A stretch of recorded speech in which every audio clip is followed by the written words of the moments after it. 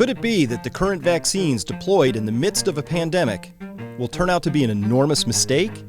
My next guest thinks so, and he's an expert on vaccines and their development.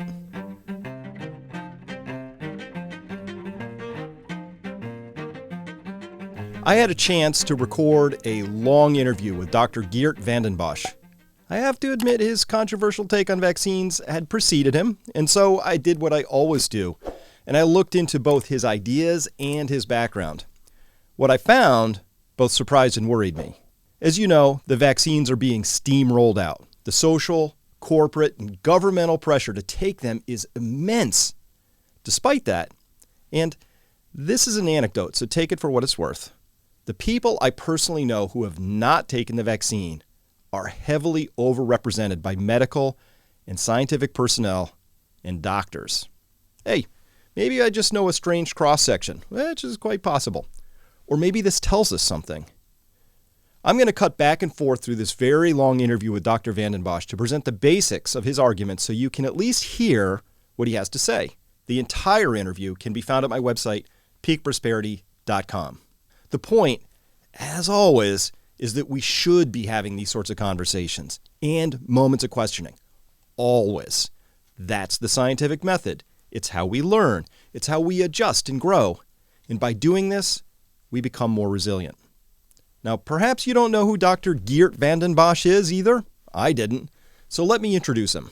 Dr. Bossche is perhaps the most qualified person in the world to discuss these matters. He holds both a Doctor of Veterinary Medicine degree as well as a PhD, and he did his postdoctoral work in virology at Cornell University, my alma mater. He's board certified in veterinary virology, was the senior research scientist and head of environmental virology at University of Hohenheim in Stuttgart, Germany from 1990 to 1994. He's been an adjunct professor of environmental virology and zoonotic diseases at the University of Hohenheim in Stuttgart, Germany from 1997 to 2000. He was a program manager at the Global Health Alliance for Vaccines and Immunization, or Gavi, from 2015 to 2016. He was the Chief Innovation and Science Officer at UNIVAC, where new vaccine technologies were invented, focusing on using natural killer cells to unlock new immunological pathways for host protection.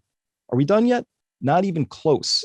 In 2017, he was head of the Vaccine Development Office of the German Center for Infection Research, known as the DZIF. He was managing director of Vareco, advising on all aspects of vaccine development, patenting, performing due diligence on everything from adjuvant to new antigen discoveries. He was head of Adjuvant Technologies and Alternative Deliveries for GlaxoSmithKline, and even was the senior program officer for global health and vaccine discovery for the Bill and Melinda Gates Foundation for 3 years. All right, but how does he feel about vaccines? I mean, is it possible that a man who's dedicated his entire professional career to vaccines is secretly anti-vax? As everybody knows very well, I'm passionate about vaccines. I'm not this is my passion. Okay, with that settled, I guess he's not anti-vax. The first point we're going to discuss today here is his main thesis, that one should not vaccinate with a leaky vaccine, technically non-sterilizing, meaning it doesn't completely prevent the virus from replicating within a body. So let's turn now to his main argument. Well, the problem is that when you vaccinate in the midst of a pandemic and you do mass vaccination, and that is the thing that is for many people difficult to understand. On one hand side, you are of course diminishing viral transmission because you're mounting antibodies, and those antibodies are able to neutralize the virus. But at the same time, what we are doing is we are putting the virus under tremendous immune selection pressure. Tremendous immune selection pressure. Let's unpack that, because this is a potentially explosively important point to make. Because one cannot vaccinate everyone all at once. It means there's a wide mix of people out there in the population, right? We've got old people who are vulnerable, young people who aren't, people who have natural immunity, either due to a prior infection with SARS-CoV-2 or a related coronavirus perhaps, and people who are capable of being infected. All while this virus is still actively running about the landscape, infecting who it will. What this does is it creates a near perfect environment for the virus to encounter vaccinated people who who were only recently given the jab, meaning their antibody titers are low and weak, or even fully vaccinated people within whom the virus can still manage to grow and reproduce, and most importantly, evolve. The reason is that this is not a sterilizing vaccine, such as the attenuated whole live virus vaccines, which present the entire virus to your entire immune system, but a very narrow, tiny focus on the spike protein only. Now, because of that, only a tiny fraction of the immune system is brought to life to fight that protein intruder, not the entire virus, which brings us to the second main point. Now, if you vaccinate, with these global mass vaccination campaigns, you're vaccinating millions and millions of people.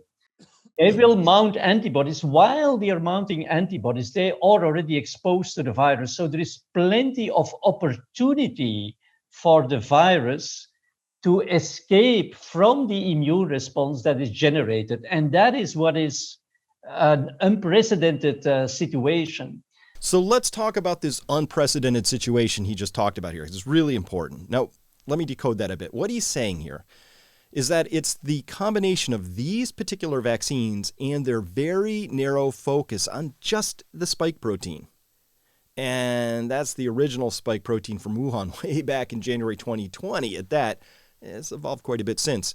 Coupled to the mixing vat nature of hundreds of millions of semi and fully vaccinated people continually being exposed and re-exposed to pandemic virus, which is circulating all about, and that this combines to create an excellent environment for the virus to puzzle out how to go about evading the immune system. So let's talk about that now for a bit so that we're all on the same page about the implications here, because this is important. So let me go to my slides. We'll start here. So his second point, I just want to be clear on this, that it's the nature of this being a non-sterilizing vaccine that creates this puzzle room, right? And the way I think about that, it's like those puzzle rooms where you can get to practice your E&E, or escape and evasion. And it's that these vaccines are actually going to be helping to create new variants faster than if these particular vaccines weren't used. So let's talk about this for a bit. What does this immune escape mean? What is this puzzle room we're escaping from? All right, here we have a little picture of a coronavirus, and those Ys that are coming at it are antibodies. And those Ys, in the case of the vaccines, are directed against those little bumps on the top. Those are the spikes.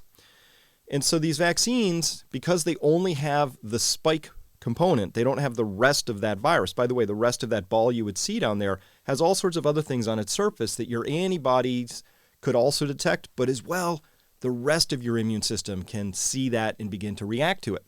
So immune escape means that we put a vaccine into a person, that vaccine is directed against just the spike protein, and then the virus figures out how to reconfigure its spike so that those vaccine-generated antibodies don't recognize the spike anymore. So let's bring this point up because the immune system is super complicated. This is your whole immune system in a very tiny schematic. It's way more complicated than this. But let me get my drawing tool out here as well, because what we're talking about is that to escape the immune system, what the virus needs to do is to find some way to maybe defeat, let me see if I got the drawing tool. Maybe it defeats this portion right here. Maybe it's figuring out how to escape this portion over here. Here are the antibodies down here. Maybe it's figuring out how to get around those. The virus can escape in lots and lots of different ways by finding ways to fool the immune system, which is finding ways to hide from the immune system. Now, is the virus doing this consciously and trying to escape? No, it's playing the law of really large numbers. Millions, hundreds of millions of vaccinated people, trillions of viral particles in a person, potentially, or whatever the numbers are, huge, huge numbers. And eventually, one of these viruses is going to make a mistake, and that mistake is going to be very beneficial to its overall ability to either replicate inside the cell, transmit between humans, or possibly also have different medical implications, maybe being more lethal, something like that. At any rate, the virus is evolving, and Geert's main point is that the way we've gone about vaccinating in this pandemic using these vaccines, and also the way we administered the vaccines, sort of piecemeal, did as fast as we could, but you really need to hit everybody all at once as much as possible. But it's the nature of this being a non-sterilizing vaccine, meaning people who have the vaccine are still able to be infected by this virus, and that virus is still able to replicate inside them, especially, and this is a timing issue, people who have had their first vaccine, their antibodies are slowly ramping up in this little window in here, is a perfect environment when the antibodies are low for the virus to begin figuring out the puzzle room. That's like the perfect moment. They get like clues in the puzzle room. So because of that, in the law of large numbers, that's what we're seeing in this particular story, is that this virus is beginning to escape. By the way, is this an unknown thing? Is this a subject only to SARS-CoV-2? No. That's why you bring in virology experts, because this is a very common thing. Viruses are always looking to escape. So here's just a table of some mechanisms of immune evasion by viruses. They do antigenic variation, which is what we were just talking about with the spike protein shifting. Who does that? Well, the influenza, rhinovirus, HIV. It could be that they engage in inhibition of antigen processing. So who does that? Herpes simplex, the HSVs, cytomegalovirus, or CMV. Could be the production of decoy, MHC, or major histocompatibility complex molecules that inhibit the natural killer cells. These are awesome. The natural killers are the ones that find a cell that's going, help, help. I got something inside me, and they kill the cell, which stops the viral replicating. You really want those turned on. CMV does that. Or it could be production of cytokine receptor homologs, on and on. Listen, it's cat and mouse. There's escape and evasion is just part of this whole process, and it's something we should have expected from this virus, just as we would expect it from any other virus. It's part of the game. So really, because of the way we're going about doing this vaccination program, we've really just created a puzzle room for this virus. And this is Geert's main point. He says, because of this, we're going to create more variants. We're not going to stop this thing. We're not going to get to this crazy thing called herd immunity. And again, it's because this puzzle room is wickedly complex. There's lots of, it's very hard to escape it, but once you figure out how to escape it, it's really powerful for that particular virus. And so again, it's the law of large numbers that really applies here. Because we have so many people being vaccinated, we're running the chance that we're going to get more of these escapees happening. And by the way, we're already seeing that in the news. You can look, I just read a Boston.com article that said 4,000 people who are fully vaccinated in Massachusetts have just tested positive for SARS-CoV-2. So again, they're not all that sick. The vaccines are working as intended. But Geert's point is, what's happening is that we're running lots and lots of experiments in these fully vaccinated people, in this case, where the virus is learning, evolving, figuring out how to get out of that. So this brings us to our next point, which is really, really important. Let's talk now about herd immunity. I mean, that's the whole point of the whole vaccination push, right? We want to get to herd immunity. At least that's what we've been told over and over again. And most recently, CNBC gave the, to me, thoroughly discredited Anthony Fauci another chance to prove his scientific illiteracy without question. So let's go to this slide really quickly here and look at this. Dr. Fauci, this is just on June 17th, said, how we'll know when we've reached herd immunity with COVID. Here this article reads, since the start of the pandemic, many people have anticipated herd immunity against COVID as an elusive finish line. Of course it is. The catch is, no one even knows for certain what the threshold of herd immunity for COVID-19 is.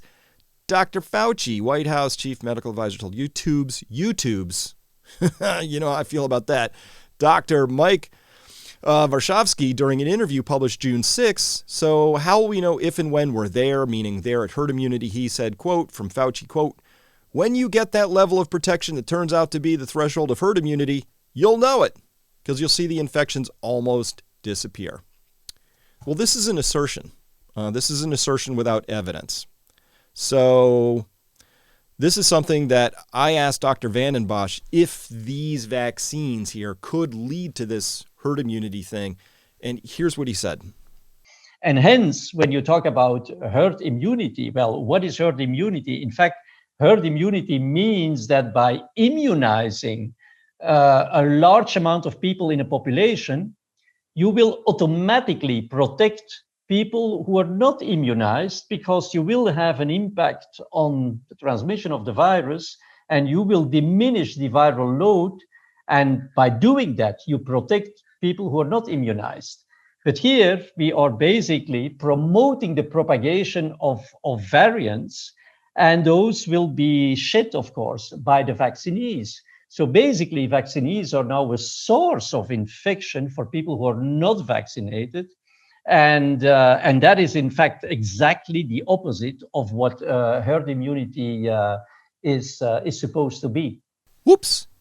Instead of being a firebreak in the herd immunity line of defenses, Dr. Vanden Bossche is suggesting that it's possible that the vaccinated, or vaccinees as he calls them, will become the source of infection of new and possibly more aggressive variants.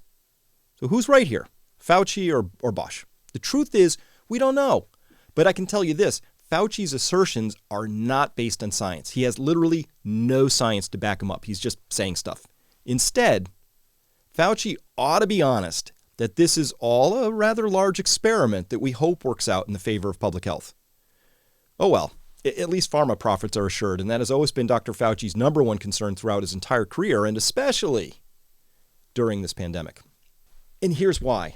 This is Dr. Vanden Bosche's major point, is that when you get exposed to the wild-type virus, the full virus, when you have natural immunity, he's making the point that natural immunity is actually much more powerful than just the vaccinated immunity. That's confused, right? In the public discourse, they always pretend like, well, whether you were vaccinated or you got the wild-type immunity, in fact, the vaccinated immunity is better.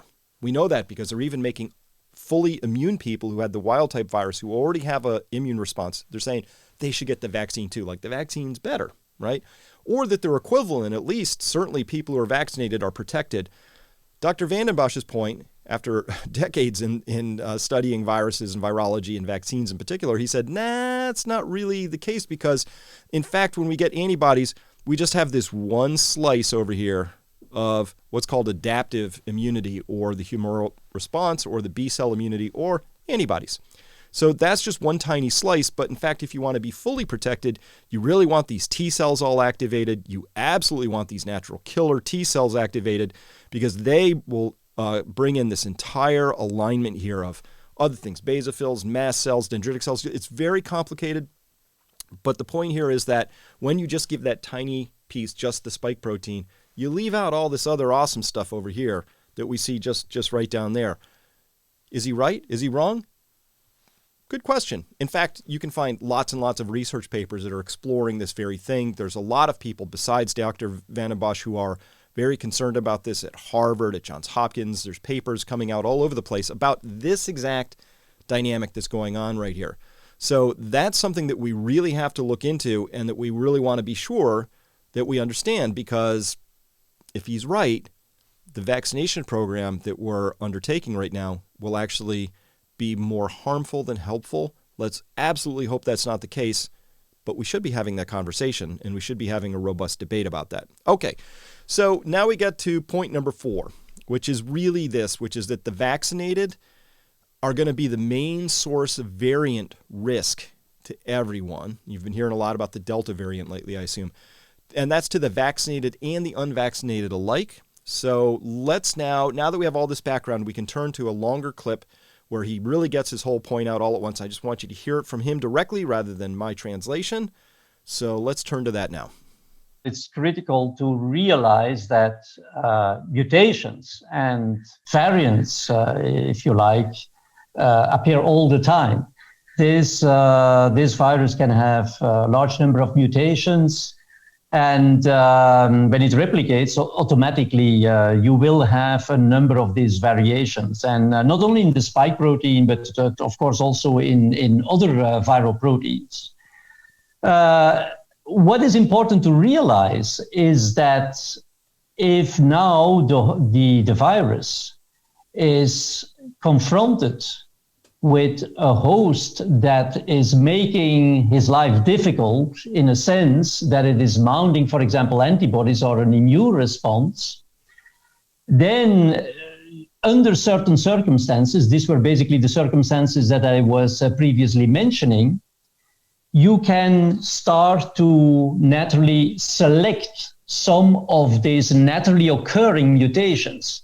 The kind of immune response that we are mounting naturally is very, very, very different from the immune response that is induced by the vaccine.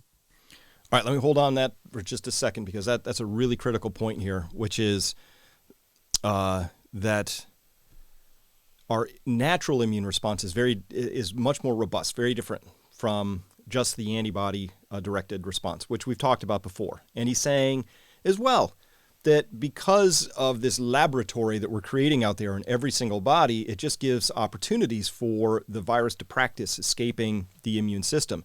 So this is not something that would be an unexpected consequence. This is actually what we would expect the virus to do. That's how, as I mentioned in that table, this is what viruses do. They practice escape and evasion. That's their whole reason to be.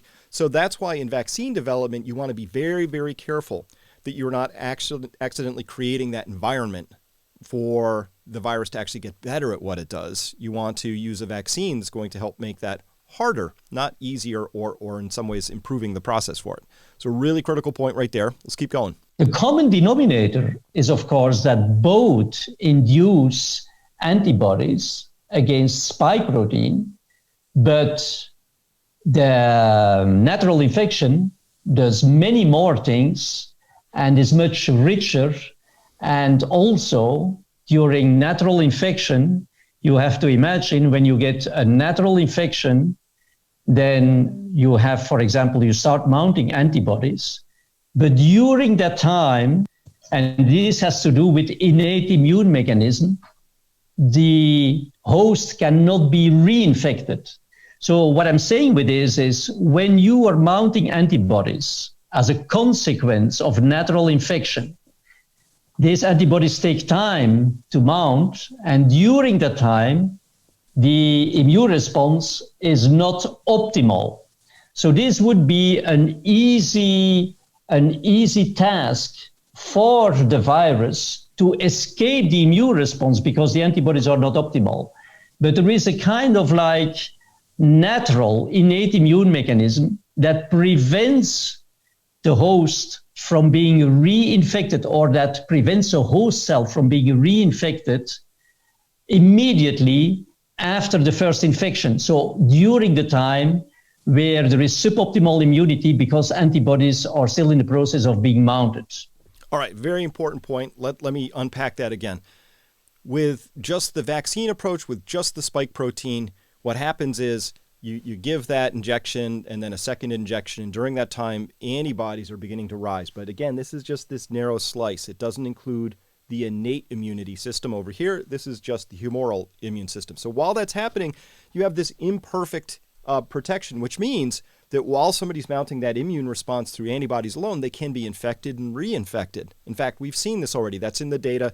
That's what he's talking about. And he's comparing that to what happens when you get exposed to the wild type virus, and then you have both the humoral or the antibody response as well as the innate immune system, which includes those really wonderful T cells, natural killer cells, mast cells, dendritic cells, all of that, because those can actually go out and seek and destroy the cells that are the factories for these viruses, helping to block that whole thing right away. And he made that second really important point, which is generally speaking, what we see when somebody has a weak antibody response, but they're also involving their complete innate immune system, that they don't get reinfected during that period. And that is what causes sterilizing to actually happen, because the virus can't come back in and reinfect and practice this escape and evasion. So big difference between the immunity you get from a shot and the immunity that you get from a natural infection. So let's keep going.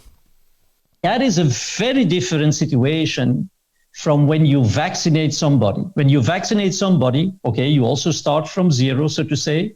These people are going to mount antibodies, but during that time, they can now very well be infected during the time where their antibodies are suboptimal, because this is not a natural infection. This is just mounting antibodies against spike protein.